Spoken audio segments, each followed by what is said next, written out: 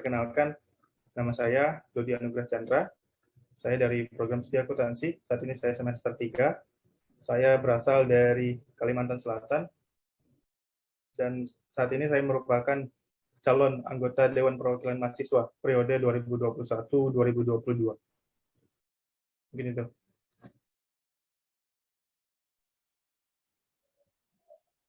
Baik, selanjutnya akan saya serahkan penuh ke pihak pewawancara selama 20 menit. Dimulai dari pihak Ketua Dewan Perwakilan Mahasiswa DPO. Baik, terima kasih atas waktunya Mas MC. Yang pertama saya izin memperkenalkan diri. Nama saya dari Abi, saya salah satu dari DPO tahun sekarang. Mungkin untuk tahap pertama ini kami ingin mendengar nih salah satu visi dan misi dari Mas Dodi. Monggo disampaikan. Oke, baik. Terima kasih atas kesempatannya. Saya izin menyampaikan visi misi. Untuk visi sendiri, saya membawa visi yaitu mewujudkan Dewan Perwakilan Mahasiswa sebagai lembaga legislatif yang solid, selaras, dan kontributif. Dengan misi menampung dan menyalurkan aspirasi kepada pihak terkait, kemudian melaksanakan pengawasan dan koordinasi secara berkelanjutan, lalu mewujudkan keanggotaan yang dinamis dengan berlandaskan kekeluargaan. Mungkin itu untuk visi dan misi yang saya bawa.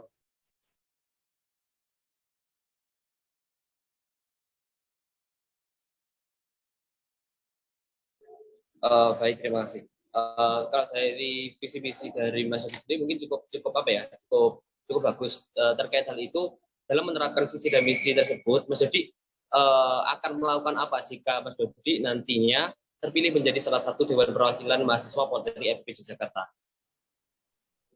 Baik, terima kasih atas pertanyaannya. Saya izin menjawab terkait dengan visi dan misi ini. Tentu saja saya akan melakukan sebagaimana tugas dan wewenang seorang lembaga legislatif itu. Salah satunya adalah melakukan pengawasan serta koordinasi terkait dengan pelaksanaan kegiatan yang ada di lingkungan Politeknik LPP Yogyakarta, dan juga melakukan pengawasan terhadap kinerja atau program-program yang sudah disusun oleh eksekutif.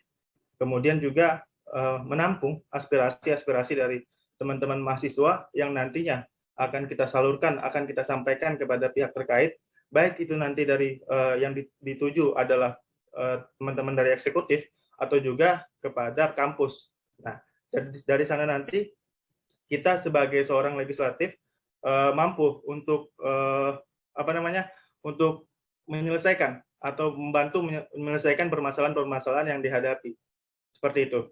Dan yang pertama yang akan saya lakukan adalah melakukan pendekatan kepada setiap teman-teman organisasi yang ada di Politeknik, kemudian juga menyelaraskan pikiran dan juga membuat komitmen di awal kepengurusan, agar nantinya saat berjalannya kegiatan dan juga pelaksanaan setiap program kerja, kita bisa saling berkolaborasi dan juga tidak ada yang namanya berbeda tugas dan wewenangnya. Mungkin seperti itu, Mas, untuk nanti yang akan saya lakukan apabila saya terpilih menjadi calon anggota DPR. Baik, terkait hal itu, aku mungkin agak sedikit tertrigger nih dengan kata-kata yang Mas Dodi terkait dengan akan menjalankan suatu kesepakatan dengan Ormawa terkait dengan kemajuan dan program mahasiswa. Untuk mewujudkan suatu komitmen atau suatu HP ini. Untuk mewujudkan suatu komitmen atau persetujuan dengan Ormawa, langkah apa yang akan Mas Dodi lakukan jika Mas Dodi terpilih? Mungkin langkah konkret apa gitu? Bisa persetujuan dalam hal apa? Persetujuan dalam hal pelaksanaan peraturan atau pelaksanaan apapun itu. Mungkin bisa lebih dijelaskan secara detail dan konkret.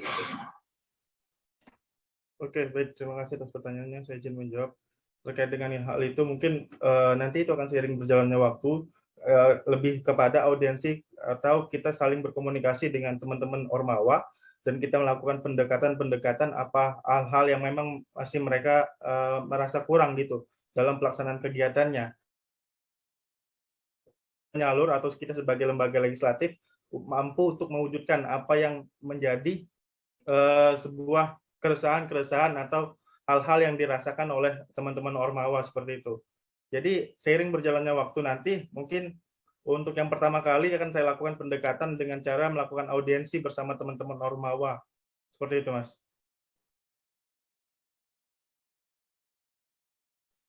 Baik, terkait dengan hal itu, tadi kan Mas Dodi juga menyebutkan tugas pokok dan juga fungsi yang dari DPM ya, yang sudah Mas Dodi sebutkan ada dua, mungkin pengawasan dan juga aspirasi. Mungkin Mas Dodi bisa menjelaskan tugas dan fungsi DPM yang lain terkait hal itu. Maksudnya menyebutkan dan juga menjelaskan atau mendeskripsikan tugas dan fungsi DPM selain dua itu, selain pengawasan dan juga selain aspirasi kayak gitu. Oke, baik. Saya izin menjawab terkait dengan itu. Sependek pengetahuan saya tentang lembaga legislatif atau Dewan Perwakilan Mahasiswa, itu ada salah satunya ada juga di tentang legislasi, itu adalah pembuat undang-undang dan juga panduan terkait dengan kegiatan-kegiatan kemahasiswaan. Nah, itu adalah salah satu juga tugas dan fungsi daripada legislatif gitu. Selain pengawasan dan juga aspirasi. Mungkin seperti itu, Mas. Kalau untuk pengawasan sendiri, pengawasan terhadap administrasi dan juga pelaksanaan kegiatan di UKM dan Ormawa, seperti itu, Mas. Oh, baik. Jadi jawabannya sudah cukup bagus. Tapi terkait ini mungkin aku hanya sedikit nambahin aja. Jadi terkait dengan tugas pokok dan tugas fungsi DPM, Mas Dodi sudah benar. Yang pertama pengawasan, baik itu pengawasan secara administratif maupun pengawasan secara kinerja, terutama kinerja yang dilakukan oleh teman-teman dari eksekutif dalam hal ini BEM dan juga seluruh jajarannya. Karena kan di kampus kita di LBP sendiri BEM itu menaungi UKM dan juga Ormawa kayak gitu. Tapi memang beda-beda sih, setiap kampus punya sistem yang berbeda-beda dan juga culture yang berbeda-beda pula kayak gitu. Yang kedua, pengawasan benar terkait pengawasan program kerja ataupun pengawasan terkait dengan kebijakan atau peraturan yang telah ditetapkan atau dibuat oleh teman-teman dari eksekutif. Tentunya juga dengan persetujuan dengan DPM. Cuma dalam hal ini terkait peraturan atau apapun itu bisa dirembuk kayak gitu. Yang ketiga tadi Mas sudah menjelaskan terkait dengan aspirasi pembuatan produk hukum ataupun undang-undang.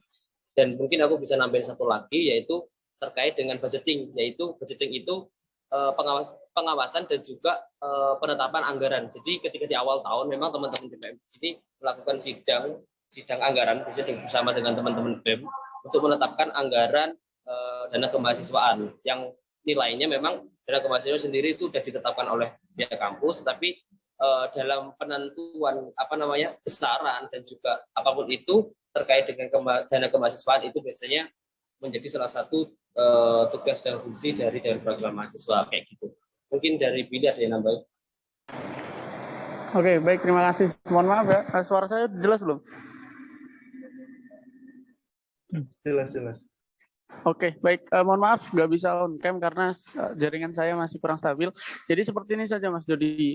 Dari apa sudah Mas Dodi sampaikan, tadi kan sudah dikasih tahu fungsi DPM apa saja. Bisa nggak dari Mas Dodi ini kemudian punya visi misi, bisa nggak dijabarkan rencana jangka pendek, menengah, dan jangka panjang Mas Dodi dalam melaksanakan atau merealisasikan visi dan misi dari Mas Dodi ini sendiri, bisa dijabarkan?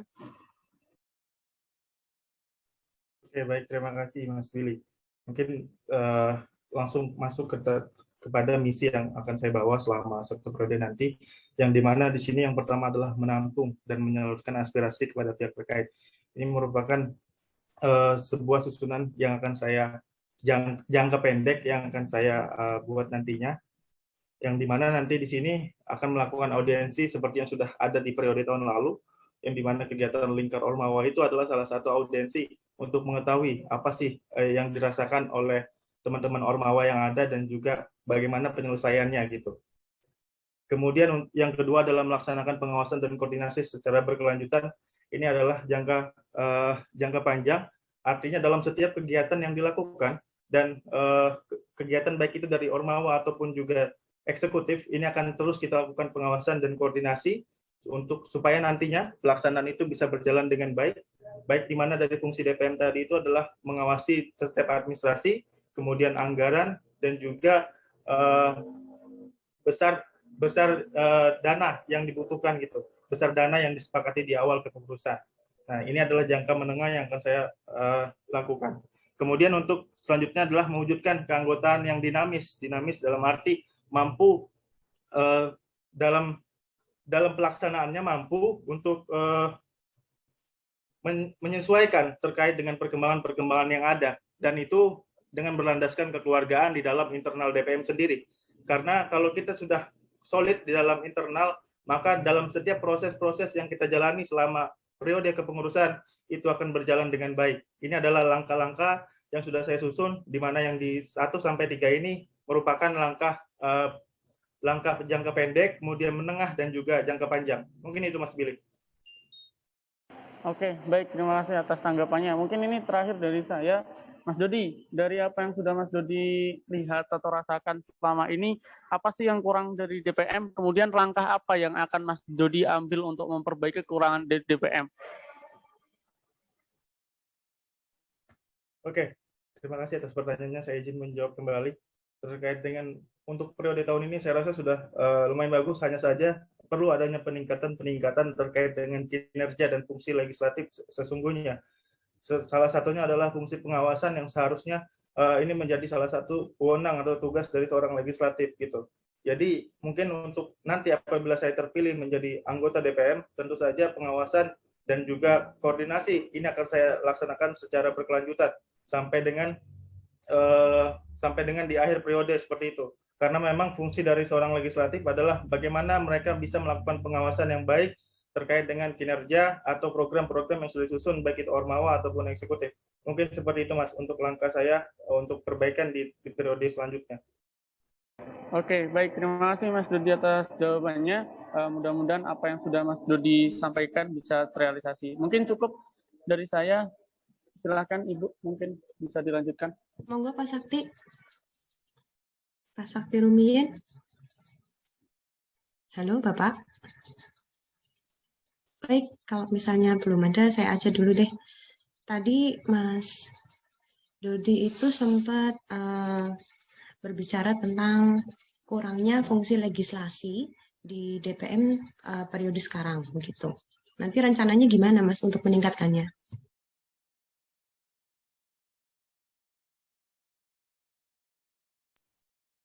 Baik, terima kasih atas jawabannya. Ini suara saya sudah terdengar dengan jelas belum? Mohon maaf. Ya, sudah. Oke, baik. Terkait dengan itu, tentu saja yang saya sampaikan tadi di awal, kita akan melakukan komunikasi dan komitmen di awal kepengurusan. Apa yang menjadi evaluasi tahun ini akan kita perbaiki di tahun periode kepengurusan baru. Dan juga terkait dengan fungsi sesungguhnya seorang legislatif adalah bagaimana mereka melakukan pengawasan dan juga evaluasi terkait dengan kinerja atau program-program yang sudah disusun oleh eksekutif ataupun Ormawa yang lainnya. Seperti itu, Bu.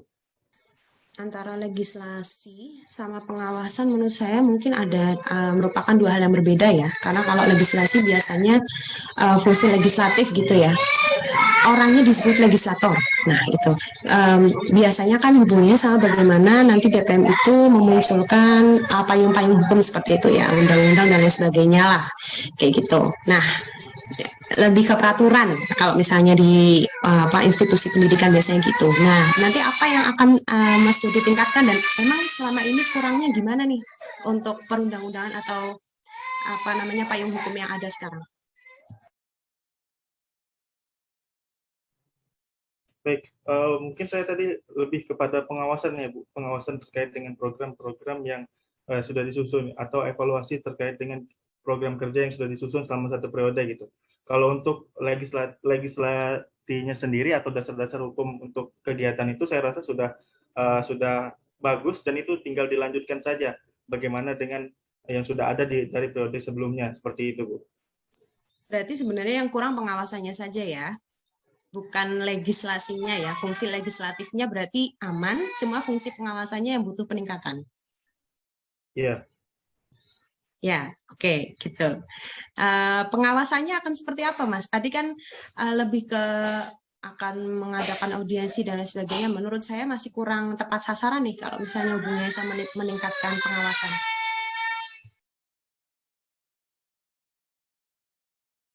Bagaimana Bu, suaranya putus-putus? Mohon maaf ini jaringan saya apa gimana? Halo, Pak Sakti. Pak Sakti sudah bergabung kah? Halo Bapak. Temannya kalau yang itu Ya, jangan dulu. Bapak ngapunten ini saya sepertinya langsung ngurus anak dulu sebentar ya Pak Sakti. Nangis soalnya. Bapak Sakti Rumiyin.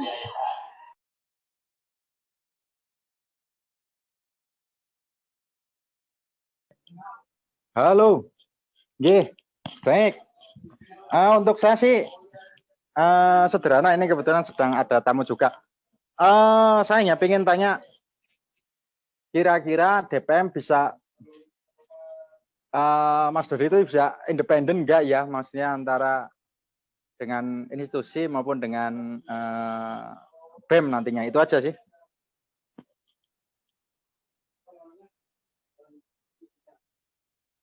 Oke, baik. Terima kasih Pak Sakti atas pertanyaannya. Saya rasa memang untuk Dewan Perwakilan Mahasiswa adalah memang berdiri sendiri atau independen nantinya. Dan kita adalah sekali lagi, memang fungsinya adalah untuk bagaimana nantinya mengawasi terkait dengan yang dilakukan oleh eksekutif. Seperti itu, Pak. Oke, baik. Saya kira saya bisa notice di sini. Oke, saya kira itu sih. Yang lain tadi yang dari teman-teman DPO, kemudian dari Bu Ari ini, saya kira oke sih. Saya kira cukup untuk Mas Dodi. Sun. Baik, terima kasih Pak Sakti.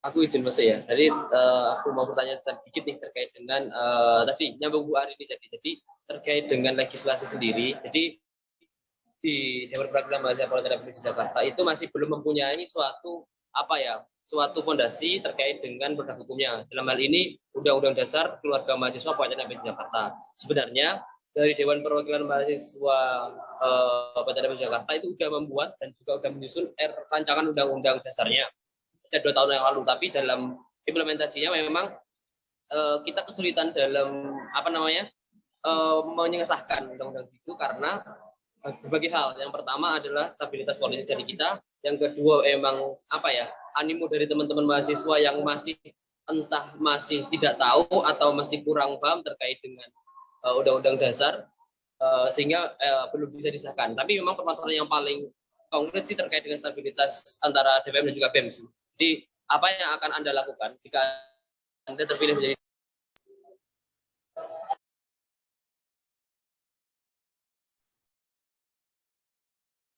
Bagaimana Mas? Suaranya putus-putus. Mungkin langsung ke pertanyaannya Mas. Ini di saya, mungkin jaringan saya nih. Ya, jadi apa yang Anda lakukan jika Anda terpilih menjadi Dewan Perwakilan Mahasiswa terkaitannya dengan pembuatan rancangan Undang-Undang Dasar Politeknik Jakarta (KM). Jadi hari ini rancangan Undang-Undang Dasar KM Politeknik Jakarta kayak gitu. Ini udah ada draftnya udah ada, tinggal pengesahannya kayak gitu. Mungkin apa yang Anda lakukan? Oke, baik, terima kasih atas pertanyaannya. Mungkin kalau semisal memang sudah dibuat dan sudah ada tinggal pengesahan, tentunya mungkin akan dilakukan sosialisasi dulu ya terkait dengan apa nantinya isi daripada undang-undang itu, dan juga nantinya apabila nanti juga saya terpilih menjadi anggota DPM, tentunya juga mau masukan-masukan juga daripada DPO-DPO yang sudah ada, karena kita kan tentu saja juga saya baru awam juga terkait dengan rancangan undang-undang yang sudah dibuat. Nah, tentunya langkah awal saya adalah itu tadi, sosialisasikan dulu terkait dengan yang sudah ada ini, kemudian bagaimana dengan stabilitasnya ya, terkait dengan ke eksekutif. Seperti itu, Mas.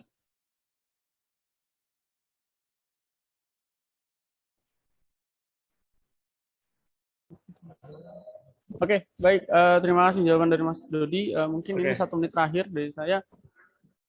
Mas Dodi sendiri, oke, kita sebagai Dewan Perwakilan Mahasiswa itu bolehlah dikatakan representatif dari teman-teman mahasiswa, perwakilan dari teman-teman mahasiswa. Nah, dalam menyampaikan aspirasi atau menjalankan tugasnya, seberapa pentingkah eksistensi dari DPM ini sendiri?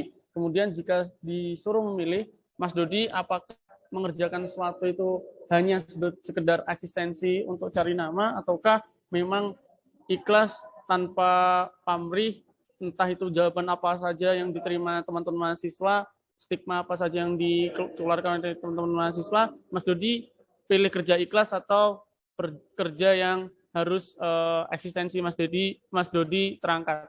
Jadi seperti itu, Mas. Oke, baik, terima kasih Mas Billy. Mungkin jawaban saya itu tadi, kerja ikhlas tentu saja di sini kita sekali lagi sebagai anggota dewan atau perwakilan daripada mahasiswa, tentu saja sebagai fungsinya adalah bagaimana kita mewakili mahasiswa terkait dengan hal-hal yang mereka rasakan. Dan saya memilih untuk kerja ikhlas yang seperti yang disampaikan tadi, bukan sekedar eksistensi saja. Seperti itu, Mas. Oke, baik. Terima kasih atas jawabannya, Mas Dodi. Harapannya memang apapun nanti yang terjadi, Mas Dodi tetap komitmen dengan tujuan apa yang sudah Mas Dodi sampaikan kepada kami. Terima kasih. Dari saya cukup. Baik, terima kasih. Terima kasih kepada calon anggota Dewan Perwakilan Mahasiswa nomor urut 1